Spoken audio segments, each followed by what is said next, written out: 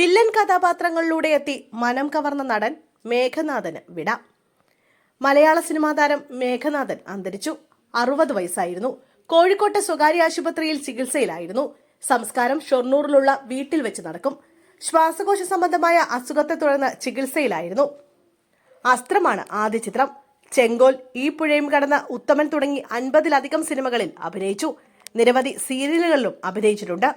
Villain കഥാപാത്രങ്ങളിലൂടെ Malayali പ്രേക്ഷകരുടെ മനം കവർന്ന നടൻ ബാലങ്കേ നായരുടെ മകനായ മേഘനാഥൻ 1983 അസ്ത്രം എന്ന ചിത്രത്തിൽ ഒരു സ്റ്റുഡിയോ ബോയുടെ കഥാപാത്രത്തെ അവതരിപ്പിച്ചാണ് സിനിമാ ജീവിതം ആരംഭിക്കുന്നത്. അച്ഛനെ പോലെ തന്നെ വില്ലൻ വേഷങ്ങളിലായിരുന്നു മേഘനാഥനും ശ്രദ്ധ കേന്ദ്രീകരിച്ചിരുന്നത്.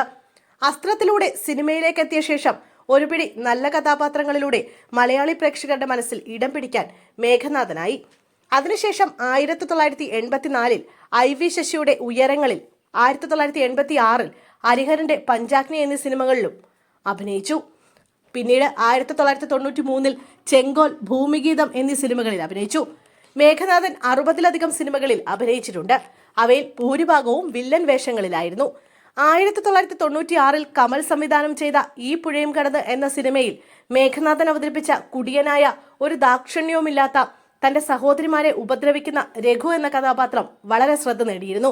ഒരു മറവത്തൂർ കനവിലെ ഡ്രൈവർ തങ്കപ്പനും ചന്ദ്രൻ ഉദിക്കുന്ന ദിക്കിലെ തിമ്മയെയുമെല്ലാം ആദ്യകാലങ്ങളിൽ മേഘനാഥനെ തേടിയെത്തിയ മികച്ച കഥാപാത്രങ്ങളായിരുന്നു. നായകന്മാർക്കൊപ്പം ഒപ്പത്തിനൊപ്പം നിന്ന് കാഴ്ചക്കാരിൽ ഒരു ഭയമുണ്ടാക്കാൻ ഓരോ മേഘനാഥൻ കഥാപാത്രങ്ങൾക്കും സാധിച്ചിരുന്നു. വില്ലൻ കഥാപാത്രങ്ങൾക്കൊപ്പം ക്യാരക്ടർ റോളുകളിലേക്കും മേഘനാഥൻ ചുവട് മാറ്റിയിരുന്നു. കരിയറിലെ വലിയൊരു വഴിത്തിരിവ് എന്ന് വിശേഷിപ്പിക്കാവുന്ന കഥാപാത്രമായിരുന്നു നിവിൻ പോളി ചിത്രമായ ആക്ഷൻ ഹീറോ ബൈജുവിലെ രാജേന്ദ്രൻ. 2016 റിലീസ് ചെയ്ത സിനിമയിലെ മേഘനാഥന്റെ അഭിനയം പ്രേക്ഷക പ്രശംസയും നിരൂപക പ്രശംസയും ഒരുപോലെ പിടിച്ചുപറ്റിയിരുന്നു. അവിടുന്ന് അങ്ങോട്ട് പുതിയൊരു പാതയിലേക്ക് മേഘനാഥൻ തിരിഞ്ഞു. സൺഡേ ഹോളിഡേയിലെ SI ഷെഫീഖ്, ആദിയിലെ മണിയണ്ണൻ, കൂമനിലെ SI സുകുമാരൻ തുടങ്ങി ഒരുപിടി നല്ല കഥാപാത്രങ്ങൾ മേഘനാഥനെ തേടിയെത്തി.